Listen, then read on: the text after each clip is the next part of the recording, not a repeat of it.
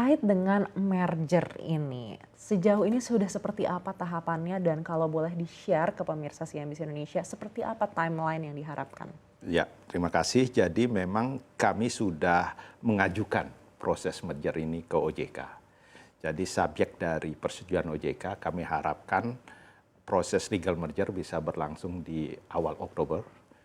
Sehingga setelah legal merger kita harapkan secepat mungkin bisa terjadi operational merger. Kira-kira setahun setelah legal merger. Jadi memang banyak proses yang harus dilewati karena Adira dan Mandala itu adalah perusahaan listed. Dan kami tentu menunggu arahan dari OJK sebagai otoritas dari perusahaan pembiayaan.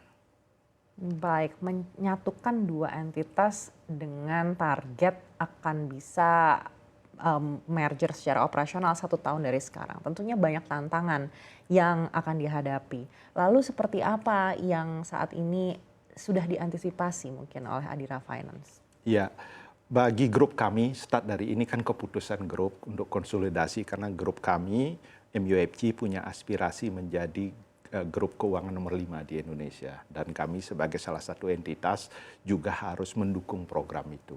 Di luar itu Adira juga ingin menjadi salah satu leading multi-finance di Indonesia. Jadi tentu banyak pekerjaan rumah di sini, tetapi saya perlu tegaskan proses merger ini adalah proses untuk memperkuat posisi kedua perusahaan ini menghadapi tantangan yang cukup dinamika ke depan. Jadi harapan kami adalah dengan adanya penggabungan ini justru posisi kita makin naik. Apa yang paling meningkat secara signifikan tentu jaringan kantor cabang dan jumlah karyawan yang digabung akan menambah kemampuan kami untuk bisa melayani konsumen yang lebih luas dan bisa melayani dealer dan otoritas yang lebih baik lagi. Baik, untuk realisasi impact dari merger ini terhadap profitabilitas perusahaan, kalau dalam timeline Adira Finance ini mungkin baru bisa kita lihat realisasinya pada waktu kapan Pak? Apakah mungkin di 2 tahun dari sekarang atau mungkin 3 tahun dari sekarang? Kalau setelah legal merger biasanya laporan keuangan sudah digabung. Tetapi nanti sinerginya butuh waktu karena mensinergikan kan butuh proses penggabungan proses operasional, teknologi, dan juga jangan lupa kita juga harus manage our people yang berasal dari dua entitas ini. Saya berpikir kita berharap setahun setelah merger kita sudah mulai lihat sinerginya. Ya, 1+1 bukan 2, tetapi 3, itulah sinerginya. Dan kami percaya merger ini banyak sinergi yang bisa kami dapatkan. Nomor 1, tawaran produk lebih beragam. Ya, karena kami bagian dari lembaga keuangan besar.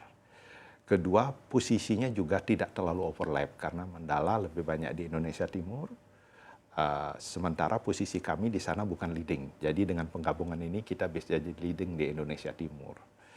Yang lain kami dapat tambahan kapasitas karyawan Mandala yang cukup signifikan untuk memperkuat workforce kami untuk melayani nasabah. Jadi idenya adalah bagaimana grow together lah. Baik, bagaimana Bapak memandang prospek bisnis pembiayaan di 2025 ini secara keseluruhan di luar merger ini? Iya, ya memang kalau bisnis pembiayaan terutama multi finance masih skew ke bisnis otomotif.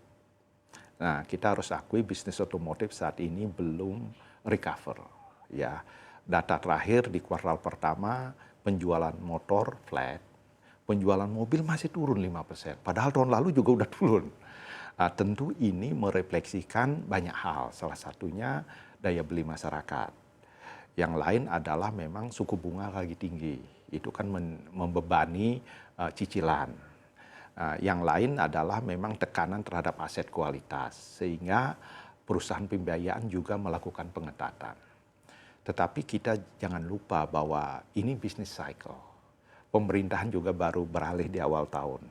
Saya dengan kondisi walaupun banyak hal-hal negatif, saya optimis jangka panjangnya masih cukup promising, karena penetrasi dari mobil kita masih jauh dibandingkan negara tetangga seperti Malaysia, Thailand. Jadi tinggal menunggu gimana ekonomi segera moving dengan pergantian pemerintahan ini Dan kalau itu sudah terjadi, konsumen punya daya beli dan nanti pasti pada akhirnya konsumen juga akan membeli produk-produk yang agak high size tiket seperti otomotif ini. Saya Baik. masih optimis ke depannya. Baik, banyak sektor yang mungkin merasa di semester 1 2025 ini pertumbuhannya itu di bawah ekspektasi, tapi penuh harapan besar bahwa semester 2 ini pertumbuhannya lebih baik. Karena kita sudah lihat juga pemerintah memberikan upaya stimulus kebijakan yang mungkin kita akan dengar dalam waktu dekat begitu. Bapak sendiri melihat seperti apa di semester 2 tahun 2025 ini, apalagi untuk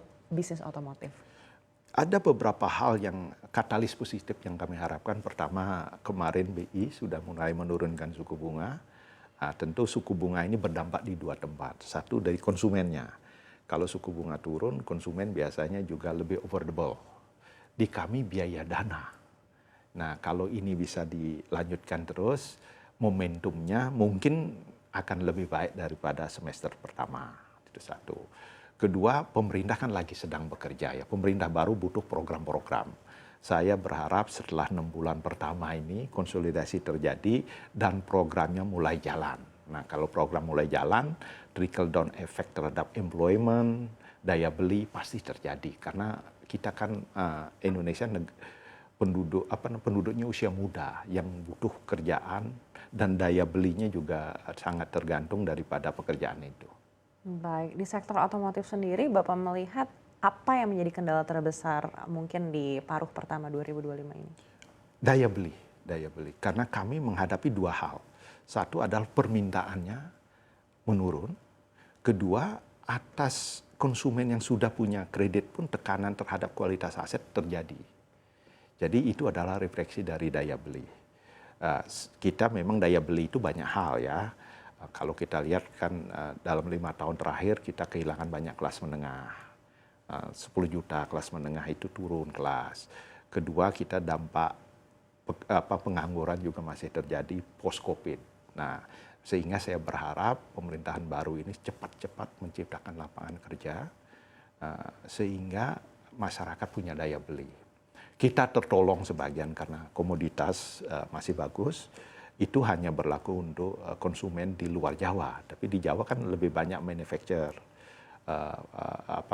sektor swasta. Nah, sektor-sektor itu yang perlu dibantu untuk menciptakan lapangan kerja.